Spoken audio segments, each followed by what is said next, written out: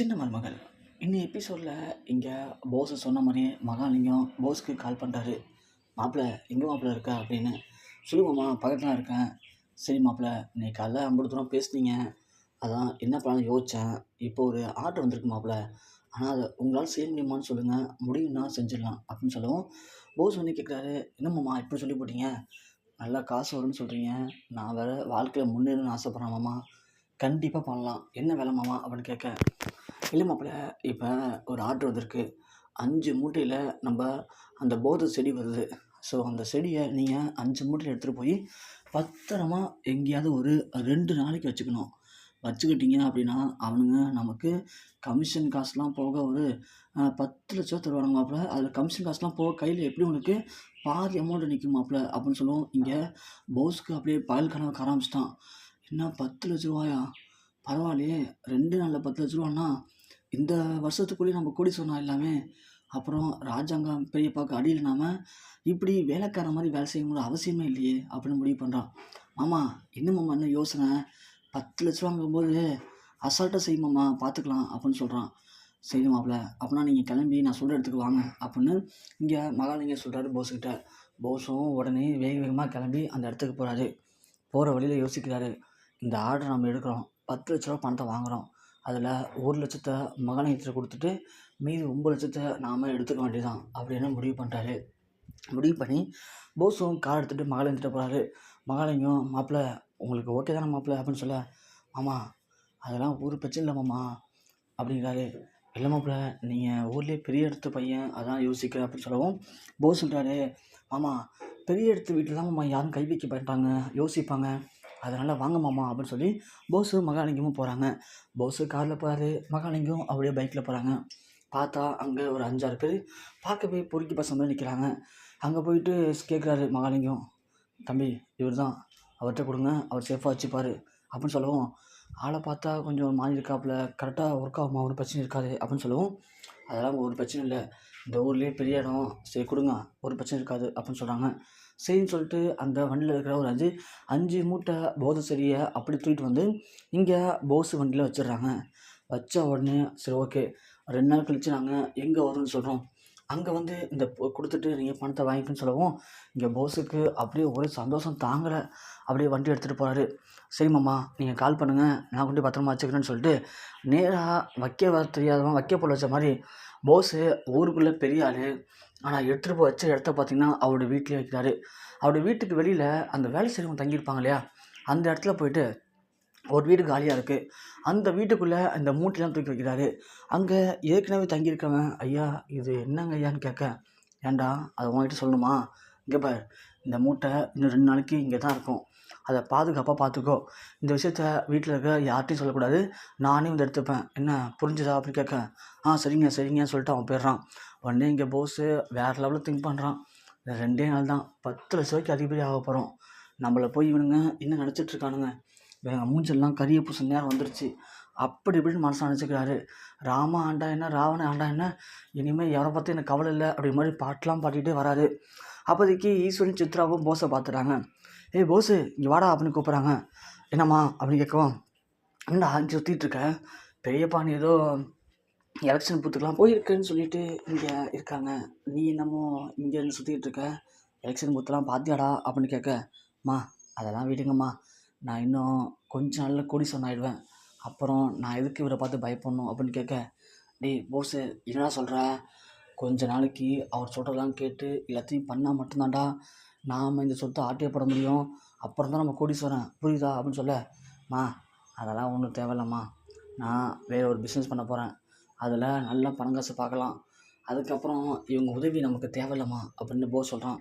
உடனே அதுக்கு ஈஸ்வரி, என்னடா உளறிட்டுருக்க, ஏண்டா என்ன உளறிட்டுருக்க, தனியாலாம் போய் இந்தளவுக்கு முன்னேறலான்னு பார்க்குறியா, அதெல்லாம் வாய்ப்பு இல்லை போஸு, இன்னும் கொஞ்ச நாளைக்கு நம்ம பெரியப்பா சொல்கிற மாதிரி கேட்டு ஒழுங்காக நட, அப்படி நடந்தால் மட்டும்தான் நாம் இந்த சொத்தை வளைச்சி போட முடியும், புரியுதா அப்படின்னு சொல்லம்மா, நான் சொல்கிறேன்லம்மா, நீங்கள் போங்க நான் பார்த்துக்கிறேன் அப்படின்னு சொல்லவும், ஒன்று சித்ரா சொல்கிறாங்க, என்னம்மா இவன் எப்படி பேசிட்டு போகிறான், அதாண்டி எனக்கு ஒன்றும் புரியல, என்ன பண்ணுறான்னு தெரியலையே இவன் அப்படிங்கிறாங்க. போஸும் இங்கே செம்ம ஜாலியாக போய் வீட்டில் படுத்துகிட்டே பார்க்குறான். இன்றைக்கி 10 லட்ச ரூபா, அடுத்தது இன்னும் 2 நாள் ட்ரீட்மெண்ட் எடுத்தோம்னா கண்டிப்பாக நம்ம ஒரு 40-50 லட்சம் சொந்தக்காரன் ஆயிடலாம்.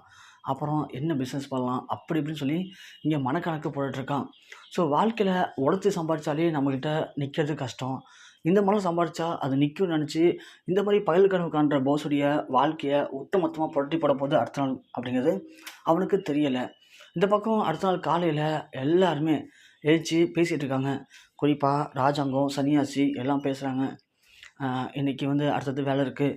ஸோ அந்த வேலையெல்லாம் முடிச்சிட்டோம்னா எந்த பிரச்சனையும் இருக்காது சன்னியாசி அப்படிங்கிற மாதிரி பேசிகிட்டு இருக்காங்க. சரிங்கண்ணே அப்படிங்கவும் இங்கே போஸ்க்கு கால் வருது. அதுவும் மகாலிங்க தான் கால் பண்ணுறாரு. மாப்பிள்ளை எங்கே மாப்பிள்ளை இருக்க? மாமா வீட்டில் மாமா இருக்கேன். பொருள் பத்திரம்ல மாமா, பொருள்லாம் ரொம்ப பத்திரமா இருக்கு மாமா, சொல்லுங்க மாமான்னு சொல்லுவோம். மாப்பிள்ளை நீ அதிர்ஷ்டசாலிதான்யா, யோகா காணையா நீனு அப்படின்னு சொல்லவும், ஏன் மாமா என்னாச்சு? இல்லையா அந்த சரக்கை 2 நாள் வச்சுக்க சொன்னாங்க. ஆனால் இப்போ நான் கால் பண்ணி சரக்கை உடனே கொடுத்துருங்க, காசு தரேன்னு சொல்லிட்டாங்க மாப்பிள்ளை. நீ சரக்கு எடுத்துகிட்டு உடனே நான் சொல்கிற இடத்துக்கு வா, வந்தேன்னா கை மாற்றி விட்டு காசை வாங்கிட்டு போயிட்டே இருக்கலாம்யா அப்படின்னு சொல்லுவோம். அப்படியே மாமா, சரி மாமா நான் ஒரு ஆஃப் அங்கே வந்துடுறேன் அப்படின்னு சொல்லிட்டு ஃபோனை வச்சிடறான் போஸு. ஃபோன் வச்சுட்டு போஸ் யோசிச்சு பார்க்குறான். பரவாயில்லையே 2 நாள் கூட தாங்கலை, ஒரு நாள் நைட்டு தான், அவ்வளோதானா சூப்பரா அப்படின்னு சொல்லிட்டு போஸ் வந்து இறங்கி வரான். இறங்கி வரவும் இங்கே சன்னியாசி சொல்கிறாரு, நல்ல வேலை போஸு நீயே வந்துட்ட, உன்னை தான் கூப்பிடலான்னு நினச்சேன். நீ என்ன பண்ணுற நேராக கட்சி ஆஃபீஸ் போயிட்டு கொஞ்சம் வேலை இருக்கு அதெல்லாம் முடிச்சிட்டு வா அப்படின்னு சொல்லவும் உடனே போஸ் யோசிக்கிறான். ஐயோ நாம் வேறு ஆஃப் அன் ஹவர்லாம் வரேன்னு சொல்லிட்டோமே, அங்கே போனால் தானே காசு கிடைக்கும் அப்படின்னு சொல்லிட்டு ஒன்று இல்லைப்பா எனக்கு கொஞ்சம் வேலை இருக்குது, நீ வேலையாச்சும் அனுப்புங்களேன் அப்படின்னு சொல்லவும் இங்கே ஈஸ்வரி சித்ரா திட்டுன்னு முடிக்கிறாங்க. ஐயோ இவன் வேறு நான் சும்மா இல்லாமல் எப்படி பண்ணுறான்னு சொல்லிட்டு ஒன்று இங்கே சன்னியாசி சொல்கிறாரு, ஏண்டா எலெக்ஷன் முடிகிற வரைக்கும் கட்சி வெளில உன்னால பார்க்க சொல்லியிருக்காங்க பெரியப்பா, நீங்களா அப்படி பேசுகிற அப்படின்னு சொல்லவும் போஸுக்கு டக்குன்னு என்ன சொல்கிறேன்னு தெரில. இல்லைப்பா நேற்று கொஞ்சம் வெளில சாப்பிட்டலாம் ஒத்துக்கலை, வயிறு வலிக்குது, அதான் ஹாஸ்பிட்டல் வரைக்கும் போய்ட்டலான்ட்டு இருக்கேன் அப்படின்னு சொல்லவும் ஒன்று ராஜாங்க சொல்கிறாரு, சரி போஸு உடம்பு ஒன்றும் பிரச்சனை இல்லைப்பா, நீ ஹாஸ்பிட்டல் போயிட்டு வா, தனியாக போகாத, ஏற்கனவே உடம்பு சரின்னு சொல்கிற, ஈஸ்வரியும் சித்ராவும் கூட அழைச்சிட்டு போயிட்டு வா அப்படின்னு சொல்லவும் ஒன்று ஈஸ்வரி சித்ராவும் சரிங்க மாமா நாங்கள் கூட போயிட்டு வரோம் அப்படின்னு கிளம்புறாங்க. உடனே போஸ் அதுக்கு இல்லை இல்லை நீங்களாம் வேணாம், நான் மட்டும் போய்ட்டு வந்துடுறேன், ஹாஸ்பிட்டல் தானே போகிறேன் அதுக்கே நீங்களாம் அப்படிங்கவும் உடனே சன்னியாசி சொல்கிறாரு, என்ன சொல்கிற ஹாஸ்பிட்டல் போகிறேங்கிற, அப்புறம் போயிட்டு வந்துட்டுன்னு அவங்க அழைச்சிக்கிட்டு, இல்லைப்பா நானே போய்ட்டு வந்துடுறேன், எவ்வளோ நாள் ஆக போகுது, சரி காரில் தானே போகிறேன், ஆமாப்பா காரில் தான் போகிறேன், சரி போயிட்டு வந்துட்டு என்னென்னு ஃபோன் அடி எங்களுக்கு, சரிங்கப்பா அப்படின்னு சொல்லிட்டு உடனே சரசன் திரும்புகிறாரு. இந்த பக்கம் சேது கருப்பும் பார்க்குறாங்க. சேது சொல்கிறாரு, பார்த்தீங்களா மாமா நேற்று கூட அவனுக்கு புத்திமதி சொன்னேன், ஆனால் கொஞ்சம் கூட பொறுப்பே இல்லாமல் எப்படி விளையாட்டுத்தனமாக இருக்கான் பாருங்க, இவனை போய் அப்பா நம்புறாரு, ஏன்டா தெரில போங்க அப்படின்னு சொல்லுவோம். வெளியா மாப்பிள்ள அதெல்லாம் கொஞ்சம் நல்லா அப்பாவே புரிஞ்சுப்பார் அப்படின்னு கருப்பை சொல்கிறாரு. போஸு அப்படியே கிளம்பி வெளில போகிறான். வெளில போனால் டக்குன்னு வந்து போலீஸ் வண்டி வந்து நிற்கிது. அதை பார்த்து பயந்து போய், போலீஸா இவங்க இங்கே வராங்க அப்படின்னு சொல்லிட்டு வீட்டுக்குள்ளே வரான். வந்த உடனே இங்கே ஈஸ்வரி கேட்குறாங்க, என்ன போஸு ஹாஸ்பிட்டல் போகிறோன்னா இங்கே வந்துட்டேன் அப்படிங்கவும் ஒன்றுமே சொல்லாமல் திருத்தணும் முடிக்கிறான். போலீஸும் நேராக வீட்டுக்குள்ளே வருது. வந்த உடனே இங்கே ராஜாங்க சொல்கிறாரு, வாங்க சார், என்ன சார் காலையில் வந்திருக்கீங்க அப்படின்னு கேட்க, சார் அதாவது உங்கள் வீட்டில் போதை செடியை பதுக்கி வச்சுக்கதா எங்களுக்கு ஒரு கம்ப்ளைண்ட் வந்திருக்கு, அதை தான் விசாரிக்க வந்திருக்குன்னு சொல்லவும் இங்கே அப்போ தான் உடனே என்ன போதை செடியா, யார் வீட்டை வந்து என்ன பேசுறீங்க தெரிஞ்சால் பேசுகிறீங்களா அப்படிங்கிறவும் உடனே அந்த இன்ஸ்பெக்டர் சொல்கிறாரு, இல்லைம்மா எங்ககிட்ட ஆதாரம் இருக்குது, இங்கே தான் பதுக்கி வச்சுருக்கதா எங்களுக்கு இன்ஃபர்மேஷன் கிடச்சிருக்கு, ஸோ நாங்கள் அதுக்கு சரிச்சு வாங்க வந்திருக்கோம், நீங்களும் அதை பாருங்கள் அப்படின்னு சொல்லவும் ராஜாங்க ஒன்று இங்கே வந்து அந்த மாதிரி யாரும் பண்ண மாட்டாங்க, உங்களுக்கு சந்தேகமாக இருந்துச்சுன்னா நீங்கள் செக் பண்ணி பார்த்துங்க, ஒன்றும் பிரச்சனை இல்லைங்கிறாங்க. செய்து ஒன்று என்னம்மாம்மா போலீஸ் வந்து இப்படி பேசுகிறாங்க, நம்ம வீட்டுக்கு மான மரியாதை இருக்குது, அதை புரிஞ்சுக்காமல் நம்ம இப்படி பேசுகிறாங்க அப்படின்னு சொல்ல கருப்பொண்ணு, மாப்பிள்ள அதெல்லாம் அப்படி தான் அதிகாரம் பவர், அவங்க செக் பண்ணி பார்க்கணும்னு சொல்கிறாங்க, செக் பண்ணி பார்க்கணும் ஓடியா நமக்கு என்ன அப்படின்னு சொல்கிறாங்க. அதே மாதிரி ஃபுல்லாக செக் பண்ணுறாங்க. செக் பண்ணும்போது அந்த மூட்டையும் கண்டுபிடிச்சிட்றாங்க.